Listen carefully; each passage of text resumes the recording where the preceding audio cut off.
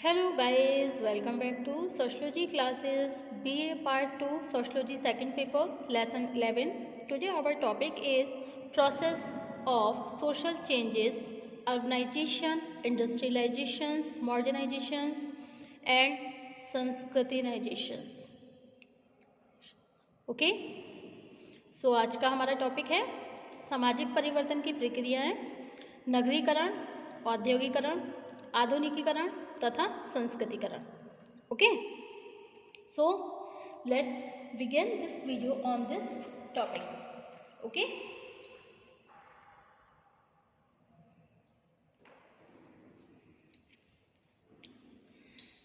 भारतीय समाज तथा संस्कृति के वर्तमान रूप को, भारतीय समाज तथा संस्कृति के वर्तमान रूप को समझने के लिए वर्तमान की उन प्रक्रियाओं को समझना आवश्यक है जो यहाँ की सामाजिक संरचना और सांस्कृतिक विशेषताओं में होने वाले व्यापक परिवर्तन को स्पष्ट करती है.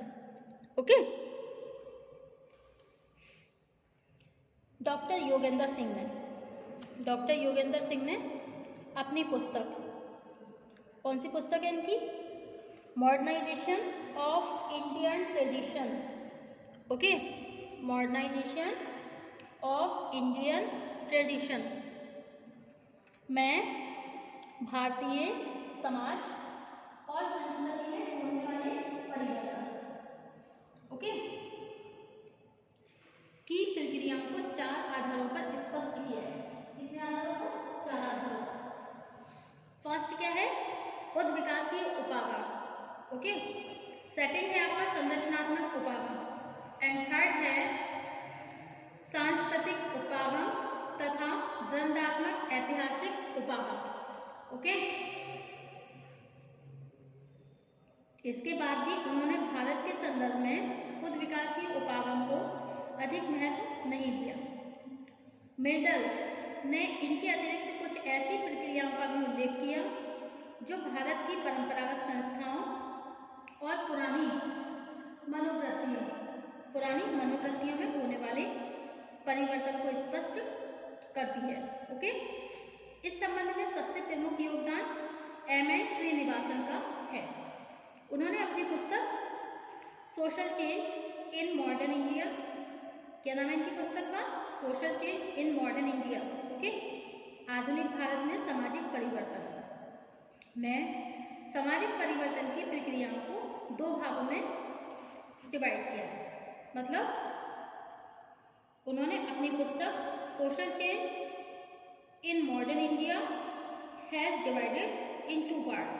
ओके, इन्हें उन्होंने सामाजिक परिवर्तन की संरचनात्मक प्रक्रियाएं तथा परिवर्तन की सांस्कृतिक प्रक्रियाएं कहा है. इस दृष्टिकोण से सबसे पहले परिवर्तन की संरचनात्मक तथा सांस्कृतिक प्रक्रियाओं के अर्थ को समझना आवश्यक है. ओके, सामाजिक परिवर्तन की संरचनात्मक प्रक्रियाएं वे हैं जो भारत की परंपरागत संरचना में होने वाले परिवर्तन को स्पष्ट करती है. यह वे प्रक्रियाएं हैं जिनसे यह स्पष्ट होता है कि समाज में किन दशाओं के फलस्वरूप विभिन्न व्यक्तियों और समूहों की परंपरागत परिस्थिति और भूमिका में परिवर्तन हुआ है. ओके, इसके अतिरिक्त दुर्बल वर्गों की परिस्थिति में होने वाले परिवर्तनों, ग्रामीण और नगरीय संरचना से संबंधित परिवर्तन, सामाजिक समानता की बढ़ती हुई मांग, व्यक्तिगत स्वतंत्रता में वृद्धि तथा परंपरागत मनोवृत्तियों की जगह तर्क पर आधारित व्यवहारों में होने वाली वृद्धि को भी परिवर्तन की संरचनात्मक प्रक्रियाओं के आधार पर ही समझा जा सकता है. ओके, परिवर्तन की सांस्कृतिक प्रक्रियाएं वे हैं, परिवर्तन की सांस्कृतिक प्रक्रियाएं वे हैं जो भारतीय समाज की परंपरागत संस्कृति और उससे संबंधित मूल्यों में होने वाले परिवर्तन को स्पष्ट करती है. उदाहरण के लिए, एक लंबे समय तक भारतीय संस्कृति पर जाति व्यवस्था के नियमों का व्यापक प्रभाव रहने के बाद आज विभिन्न जातियों की परिस्थिति में तेजी से परिवर्तन हो रहा है. जाति व्यवस्था को प्रभाव को बनाए रखने वाले व्यवहार के अधिकांश नियम लगभग समाप्त हो चुके हैं. ग्रामीण जीवन में उन जाति समूहों का प्रभाव बढ़ता जा रहा है जिनके सदस्यों की संख्या अधिक होने के कारण उनकी आर्थिक और राजनीतिक शक्ति बढ़ी है। जातियों की ऊंच नीच की जगह समानता और स्वतंत्रता संबंधी विचारों का प्रभाव बढ़ने से भी यहाँ की परंपरागत संस्कृति में भारी परिवर्तन देखने को मिल रहे हैं। धर्म विश्वासों से हटकर मानवतावाद और तार्किकता की ओर बढ़ रहा है।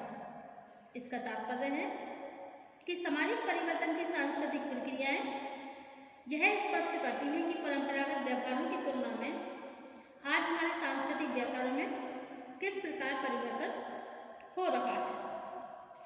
ओके,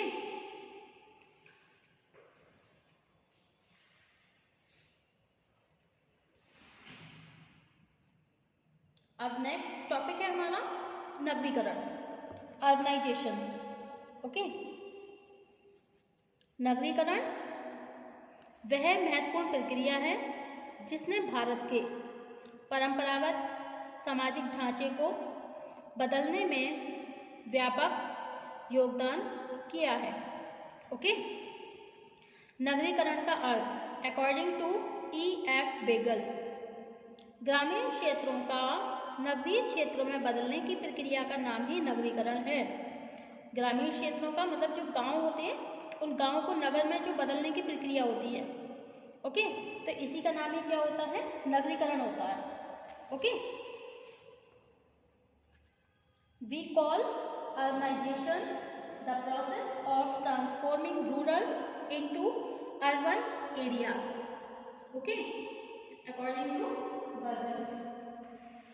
बर्गल के अनुसार we call urbanization the process of transforming rural into urban areas.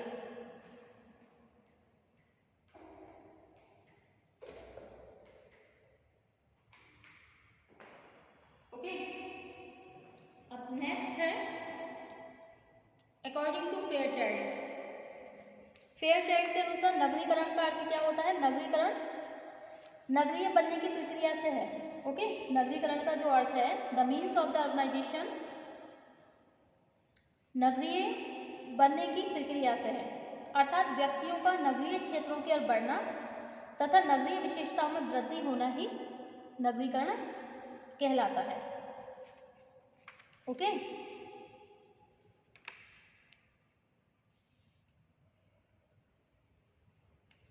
Meaning of urbanisation सामान्य शब्दों में ये भी कह सकते हैं कि नगरीकरण वह प्रक्रिया है जिसके द्वारा ग्रामीण क्षेत्र नगरीय क्षेत्रों के रूप में बदलने लगते हैं। ठीक है, जो गांव होते हैं वो नगर में बदलने लगते हैं तथा जनसंख्या के एक बड़े भाग में नगरीय जीवन की विशेषताओं का समावेश होने लगता है। इससे कुछ भिन्न विचार देते हुए M.N. श्रीनिवासन ने कहा है कि नगरीकरण का तात्पर्य किसी क्षेत्र में नगरीय जनसंख्या के बढ़ने से ही नहीं होता, बल्कि यह वह प्रक्रिया है, इट्स ए दैट प्रोसेस, जिसके द्वारा लोगों के सामाजिक और आर्थिक संबंधों में परिवर्तन होने लगता है। जिसके द्वारा क्या होता है? लोगों के जो सामाजिक और आर्थिक संबंध होते हैं उनमें क्या होने लगता है? परिवर्तन होने लगता है। इन दोनों कथनों से स्पष्ट होता है कि नगरीकरण एक दोहरी प्रक्रिया है। Okay, it's a two way process. It's mean that कि गांव का नगरों के रूप में बदलना, छोटे नगरों का विशाल नगरों में बदलना और नगरीयता से संबंधित विशेषताओं का दूसरे क्षेत्रों में विस्तार होना ही नगरीकरण के प्रमुख आधार हैं। Okay, is that clear?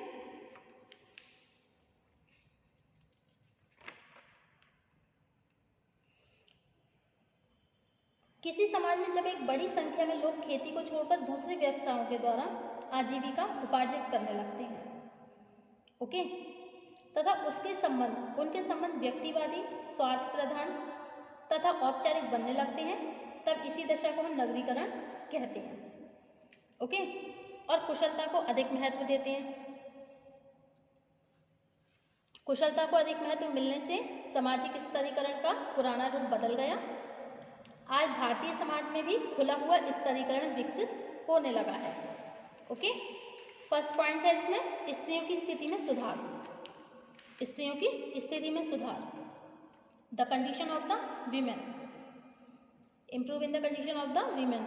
नगरीकरण ने शिक्षा, व्यक्तिगत स्वतंत्रता, क्षमताकारी विचारों और तार्किक दृष्टिकोण को प्रोत्साहन देकर स्त्रियों की परिस्थिति को ऊंचा उठाने में काफ़ी महत्वपूर्ण भूमिका निभाई। सेकंड पॉइंट है सामाजिक जीवन पर प्रभाव, effect on the social life, effect on the social life, सामाजिक जीवन पर नगरीकरण के प्रभाव उपयोगी और हानिकारक दोनों तरह के हैं। नगरीकरण ने व्यक्तिवादिता में वृद्धि करके सामाजिक संबंधों की प्रकृति में परिवर्तन उत्पन्न किया।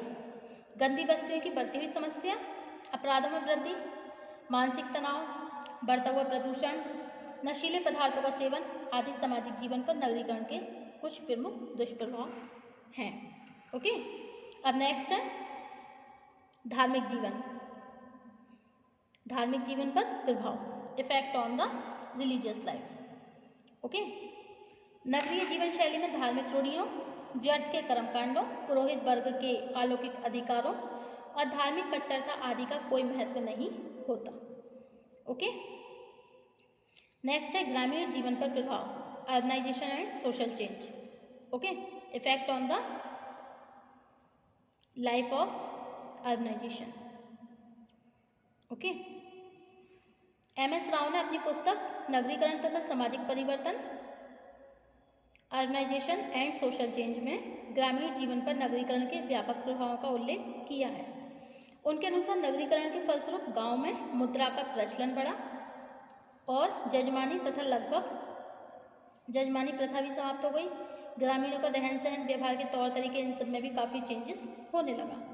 अब नेक्स्ट है आर्थिक जीवन, इकोनॉमिक लाइफ। नगरों में बड़े बड़े उद्योगों की स्थापना होने तथा व्यापार और वाणिज्य के नए संगठन स्थापित होने से हमारी आर्थिक संरचना में भी काफ़ी परिवर्तन हुए। नेक्स्ट है पॉलिटिकल लाइफ।